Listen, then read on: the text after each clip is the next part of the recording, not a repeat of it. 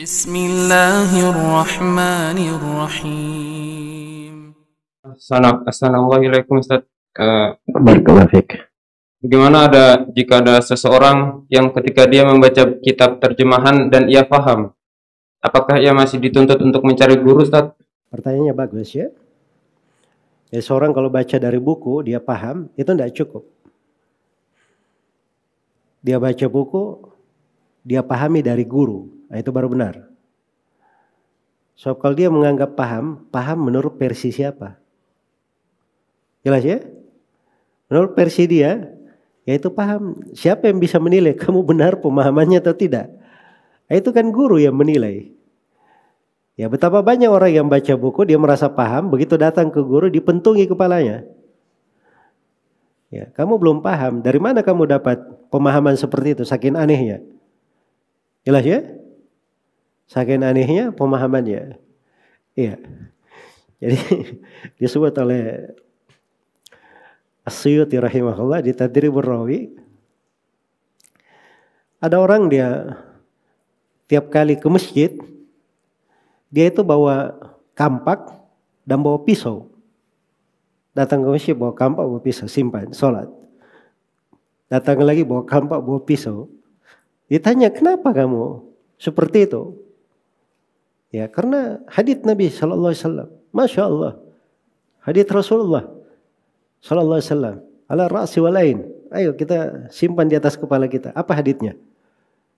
Dia bacakan haditsnya, idza ataitumus sholata fa'tuha bisikinin wa fa'az. Katanya kalau kamu datangi sholat, datanglah dengan membawa pisau dan kampak. Dohirnya benar, tapi itu tidak ada riwayatnya seperti itu. Dia salah baca. Cetakan bukunya itu keliru titik-titiknya. Yang ada itu di dalam hadits di riwayat Bukhari Muslim, idza ataitumus sholata fa'tuha bisakinatin wa waqarin. Jadi sakinatin, dia baca sikin, sakinah itu ketenangan.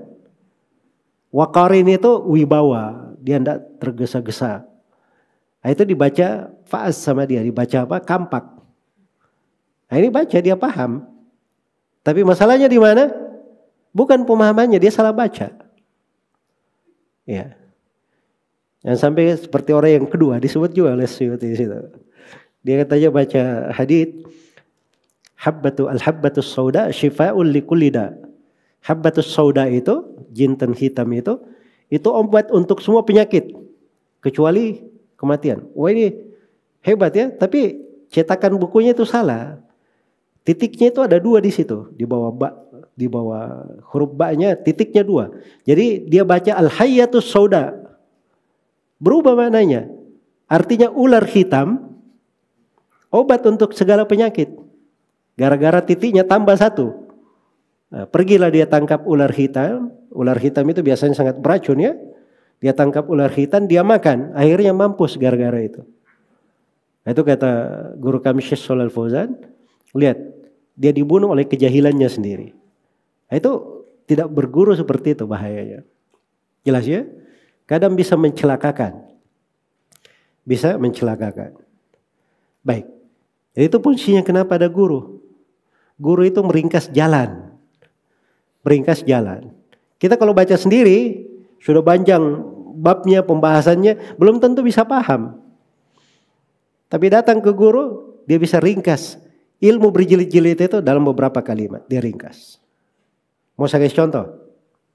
Ini contoh yang paling banyak menjatuhkan orang-orang ekstrim dalam meledakkan pengoboman dan sebagainya. Dia baca Kitabul Jihad.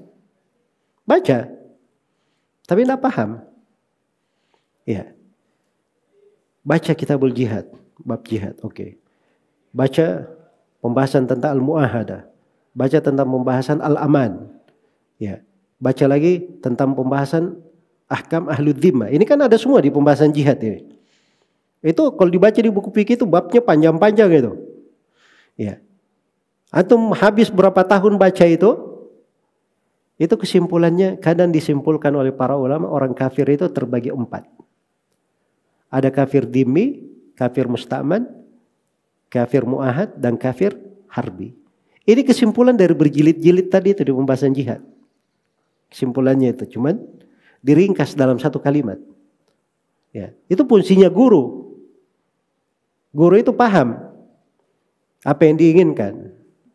Ya, sampai orang yang seperti belakangan ini ya, gampang sekali ambil ucapan-ucapan dari ulama, dia pakai untuk mengkafirkan orang.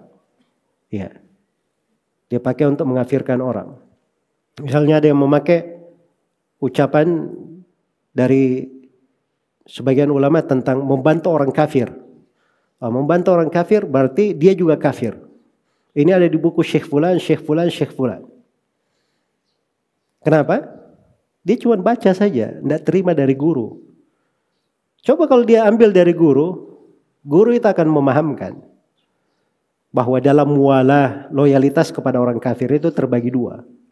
Ada yang sifatnya mengeluarkan dari keislaman, ada yang sifatnya dosa besar. Itu ada rinciannya.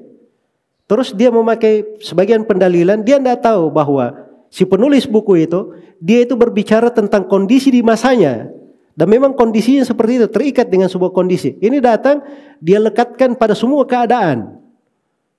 Itu nggak paham namanya. Dan yang seperti ini nggak cocok seorang baca sendiri. Ini detail sekali. Itu yang bisa mengingatkan cuman guru saya. Guru. Jelas ya? Karena itu saya selalu mewanti-wanti. Jangan menjadi murid-muridnya Mbah Google. Ya. Jangan menjadi orang-orang yang senangnya cuman browsing-browsing di internet saja. Tapi belajar dari guru. Belajar dari guru. Kecuali kalau dia sudah punya usul ilmiah, dasar-dasar pijakan, nah itu baru oke, bisa dilepaskan, sudah punya dasar. Dasarnya apa yang diperlukan? Satu, belajar bahasa Arab. Belajar bahasa Arab yang benar. Bahasa Arab itu banyak cabangnya ya. Sini bukan saya membuat nakut-nakuti antum, tidak.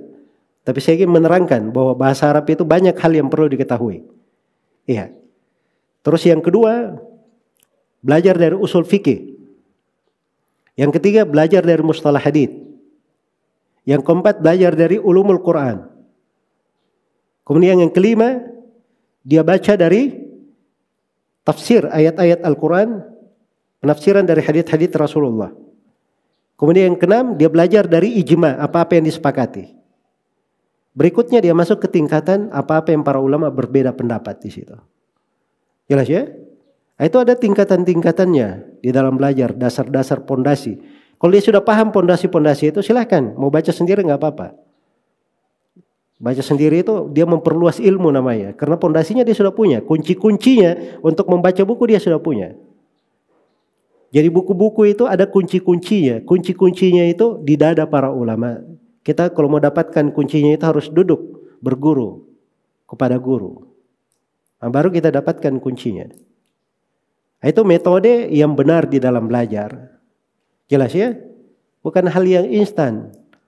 Oh, saya sudah ketemu dengan guru ini, sudah dapat ijazah syah, saya sebagai dari mana ininya? Kayak akad nikah aja syah. Ya. Jelas ya? Ilmu itu ada pembahasannya. Para sahabat belajar kepada Nabi itu luar biasa. Setelah Nabi meninggal itu para sahabat itu saling belajar kepada yang lainnya. Sebab ini sebagian sahabat dengar dari Nabi begini, luput dari sahabat yang lain, dia dengar dari sahabat yang lain. Ya, jelas ya? Tapi Nabi SAW sudah memahamkan pokok-pokok ilmu itu kepada para sahabat. Memahami pokok-pokok ilmu dari Nabi SAW. Baik, jadi itu mungkin secara global ya, apa yang saya bisa jawab untuk pertanyaan tadi. Wallahu ta'ala alam.